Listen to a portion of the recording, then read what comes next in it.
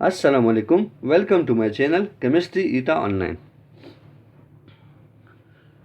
आज की इस वीडियो में हम लोग सोल्यूशन और कोलाइड के चैप्टर से कॉलिगेटिव प्रॉपर्टी को स्टडी करने वाले हैं और साथ में एक बहुत ही मजेदार ट्रिक समझने वाले हैं ताकि इस पर हम उस क्वेश्चनों को क्या कर दे बेटा आसानी से सोल्व कर सके। तो चलो स्टार्ट करते हैं।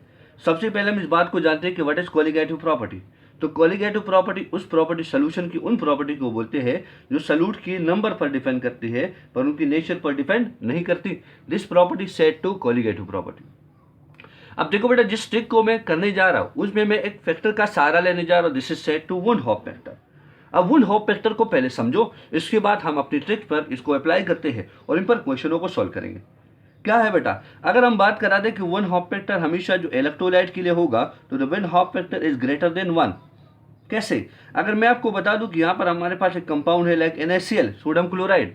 इसको देख दो बेटा, अगर ये डिसोसिएट मतलब अगर इनको हम डिसॉल्व कर रहे हैं तो ये कितने आयन में कन्वर्ट होगा? 2 आयन में, सोडियम आयन और क्लोराइड आयन में। तो ये तो हमारे पास 2 आयन में बदल गया तो I will become equal to it बेटा 2।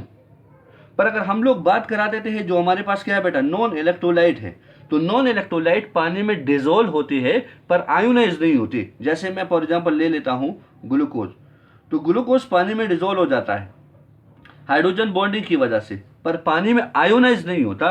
तो इसके लिए बेटा I is equal to what बेटा 1। क्यों? क्योंकि एक ही यूनिट की फॉर्म में ये एग्जिस्ट कराता है। ये बात आपको समझ आनी चाहिए। बाकी हमारा ट्रिक भी आसान है और क्वेश्चनों को सोल्व करना भी आसान है। तो चलो स्टार्ट करते हैं। हमारा जो ट्रिक है वो ये है कि इस तरीके से हम बोलते हैं कि कॉलिगेटिव प्रॉपर्टी की 4 प्रॉपर्टीज होती है।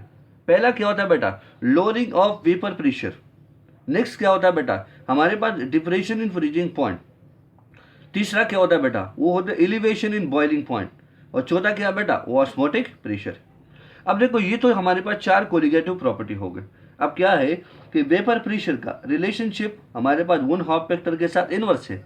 जितना वन हॉप फैक्टर ज्यादा होगा उतना ही वेपर प्रेशर कम होगा, मतलब इसमें लोअरिंग सबसे ज्यादा आ चुकी होगी। सेकंड, वेपर प्रेशर जो है वो इनवर्सली रिलेटेड है बेटा किसको, वो कंसेंट्रेशन को भी इनवर्सली रिलेटेड है। चाहे कंसेंट्रेशन आपको मोलैरिटी में दी जाए या मोलैलिटी में दी जाए। और नेक्स्ट है कि ये इनवर्स से रिलेटेड है किसको बेटा, मॉलिक्यूलर साइज को।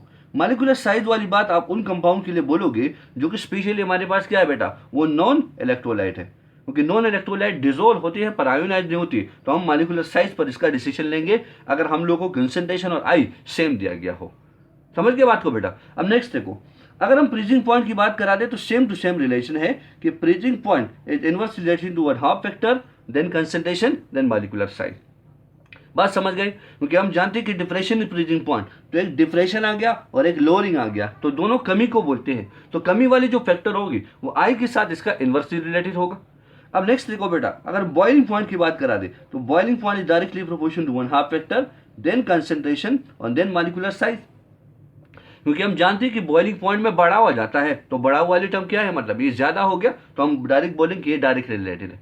Same for osmotic pressure. यहाँ पर अगर हम ऑस्मोटिक प्रेशर का रिलेशन देखना चाहते हैं तो वो भी बिल्कुल इसी तरीके से है। अब अपनी क्वेश्चन को सॉल्व करते हैं बेटा। आप लोगों को जो पहला क्वेश्चन दे रखा है वो ईटा 2006 का क्वेश्चन है और वो क्या दे रखा हो, देखो कि the lowering of vapour pressure is highest for, मतलब सबसे ज्यादा वेपर प्रेशर किसका कम हो चुका है। तो देखो, हम लोग सबसे पहले लिखवा देंगे 4 ऑप्शन। ये यूरिया, ये ग्लूकोज, ये हो गया हमारे पास बेटा मैग्नीशियम सल्फेट, ये बेरियम क्लोराइड। अब देखो, हम जानते हैं कि यूरिया जो होता है दिस इज नॉन इलेक्ट्रोलाइट, क्योंकि पानी में डिसॉल्व हो जाता है पर पानी में आयोनाइज नहीं होता, तो I की वैल्यू इनके लिए क्या है बेटा, दैट इज 1। ग्लूकोज भी हमारे पास डिसॉल्व होता है पर आयोनाइज नहीं होता, ये छोटी यूनिट में पड़ा रहता है, तो I की वैल्यू 1। मैग्नीशियम सल्फेट में देखो बेटा, एक मैग्नीशियम आयन, एक सल्फेट आयन, तो I की वैल्यू क्या बेटा 2। और इनमें देखो एक बेरियम आयन और 2 क्लोराइड आयन, तो यहाँ पर हमारे पास क्या बेटा, इनके लिए I की वैल्यू क्या है 3, एक बेरियम 2 क्लोराइड। अब देखो, कंसेंट्रेशन हमारे पास अलग अलग दे रखा है, तो अगर आपको अलग अलग कंसेंट्रेशन दिया हो तो इन फैक्टर के साथ मल्टीप्लाई करो। हमें यहाँ पता चल गया, देखो I सबसे ज्यादा किसके लिए बेटा, बेरियम क्लोराइड के लिए। अगर I सबसे ज्यादा इनके लिए है तो I ज्यादा होने का मतलब क्या है बेटा, वेपर प्रेशर सबसे कम होगा। तो लोअरिंग इन वेपर प्रेशर सबसे ज्यादा किसके लाएगा बेटा, बेरियम क्लोराइड के लिए। पर अगर कंसेंट्रेशन आपको अलग अलग दी जाए तो फिर क्या करोगे, फिर तो आप लोग बोलोगे यार इसको हम कैसे सोल्व कर ले। तो जो I निकाला है उसके साथ कंसेंट्रेशन को मल्टीप्लाई कर लो। तो देखो 0.2 इसके साथ 0.1, 0.1 और 0.1। अब देखो ये हमारे पास आ गया 0.2, ये 0.1, ये वाला भी नीचे वाला हमारे पास क्या आ गया बेटा, ये भी 0.2 आ गया, और ये हमारे पास आ गया 0.3। तो अब बताओ अब कंसंट्रेशन सबसे ज़्यादा किसका बेटा, बेरियम क्लोराइड का। तो बेरियम क्लोराइड का अगर कंसंट्रेशन सबसे ज़्यादा हो गया तो इसका मतलब क्या है, इसका जो वेपर प्रेशर है वो सबसे कम हो चुका होगा। तो करेक्ट आंसर हमारे पास है ऑप्शन डी। अब नेक्स्ट क्वेश्चन को देखो बेटा, जो कि ईटा 2016 का क्वेश्चन है। अब देखो कहते हैं कि हमारे पास बॉइलिंग पॉइंट सबसे ज़्यादा किसका होगा, किस सोल्यूशन का होगा। तो देखो पहला दिया है ऑप्शन यूरिया, दूसरा ऑप्शन दिया बेटा ग्लूकोज, तीसरा ऑप्शन हम लोग को दे रखा है NaCl, और तीसरा दे रखा है MgCl2। अब आई निकालो, आई हम कैसे निकाले बेटा, आई यूरिया के लिए ये तो डिजोल्व होता है पर आयोनाइज नहीं होता, इसके लिए 1, ग्लूकोज के लिए 1, NaCl में 1 सोडियम में क्लोराइड तो इसके लिए 2, और मैग्नीशियम क्लोराइड में 1 मैग्नीशियम 2 क्लोराइड तो 3। कंसंट्रेशन सबके लिए सेम है तो फिक्र ना करो इस बात की। अब आई निकालो, आई सबसे ज़्यादा किसके लिए बेटा, मैग्नीशियम क्लोराइड के लिए। तो मुझे बता दो कि बॉइलिंग पॉइंट का रिलेशन आई के साथ क्या है बेटा, डायरेक्ट। अब आई जितना ज़्यादा होगा तो बॉइलिंग पॉइंट उतना ज़्यादा होगा। तो the correct answer is option D. अब नेक्स्ट क्वेश्चन को देखो बेटा, नेक्स्ट क्वेश्चन को हम सॉल्व करा देते हैं। जो हमारे पास क्या है, विच ऑफ द फॉलोइंग है हाईएस्ट फ्रीजिंग पॉइंट। तो देखो अब सबका कंसंट्रेशन सेम दे रखा है, उसकी फिक्र ना करो। हम लोग को क्या दे रखा है बेटा, ग्लूकोज दे रखा पहला ऑप्शन। नेक्स्ट ऑप्शन हम लोग को दे रखा है potassium chloride, then calcium chloride, then magnesium oxide.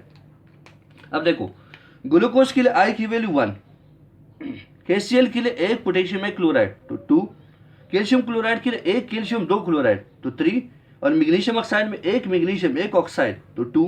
अब बताओ फ्रीजिंग पॉइंट को कैसे निकालें। तो freezing point is inversely related to i. अब यहां पर बोला है कि फ्रीजिंग पॉइंट सबसे ज्यादा किसका, तो सबसे ज्यादा उसका होगा जिसके लिए आई की वैल्यू सबसे कम होगा। तो the correct answer is what बेटा, दैट इज ग्लूकोज। तो करेक्ट आंसर हमारे पास है ऑप्शन ए। अब नेक्स्ट क्वेश्चन को सॉल्व करें बेटा। 14 क्वेश्चन ईटा 2015 का क्वेश्चन है। वो क्या है कि प्योर वाटर फ्रीज होता है 0 डिग्री सेल्सियस पर और उबलता है 100 डिग्री सेल्सियस पर। अगर हम इसमें स्टैंडर्ड कंडीशन पर कैल्शियम क्लोराइड इसमें डाल दें तो प्योर वाटर के लिए आप क्या एक्सपेक्टेशन रखोगे, फ्रीजिंग पॉइंट क्या होना चाहिए और बॉइलिंग पॉइंट क्या होना चाहिए। तो देखो बेटा पहले हम वाटर की बात कराते हैं। तो वाटर अगर बिल्कुल प्योर है तो इसमें मतलब कोई सी भी इलेक्ट्रोलाइट नहीं है, तो आई की वैल्यू यहाँ पर हम क्या मान ले, सपोज कर ले 0 हो गया। अब जैसे मैं इस पानी में कैल्शियम क्लोराइड को डाल देता हूँ तो मुझे बता दो इसके लिए आई की वैल्यू क्या हो गया बेटा, Ca1 और कैल्शियम क्लोराइड 2 है, कैल्शियम 1 है और क्लोराइड 2 है, तो आई की वैल्यू क्या होगा बेटा 3। तो आप लोग मुझे बता दो आई की वैल्यू 0 से क्या हुआ 3। अब बता दो, तो बहुत सिंपल है। अगर हमारे पास क्या है बेटा आई की वैल्यू बढ़ गया, आई की वैल्यू बढ़ गया तो बॉइलिंग पॉइंट के साथ क्या होना चाहिए, क्योंकि हम तो ये जानते हैं आई का रिलेशन बॉइलिंग पॉइंट के साथ डायरेक्ट है। तो अगर आई बढ़ गया तो ऑटोमेटिकल बात है बॉइलिंग पॉइंट बढ़ जाएगा। और मुझे ये बता दो कि फ्रीजिंग पॉइंट के साथ क्या रिलेशन है। तो आई का रिलेशन फ्रीजिंग पॉइंट के साथ क्या है बेटा, वो इनवर्स है। अगर आई बढ़ गया तो ऑटोमेटिकल बात है फ्रीजिंग पॉइंट के साथ क्या होना है बेटा, it will be tend to decreases. तो करेक्ट आंसर हमारे पास क्या होगा, बॉइलिंग पॉइंट बढ़ जाएगा और फ्रीजिंग पॉइंट घट जाएगा। तो correct answer is option D. तो इस कॉलिगेटिव प्रॉपर्टी पर कोई से भी क्वेश्चन आएगा तो आप उससे डरो नहीं बेटा, आप उनको बहुत अच्छे और आसानी से इसको सॉल्व कर सकते हो। आप इस ट्रिक को, इस कुछ पॉइंटों को मेमोराइज कर लीजिए। उम्मीद है आप लोगों को वीडियो अच्छी लगी होगी। Thank you for watching my video. अल्लाह हाफिज़।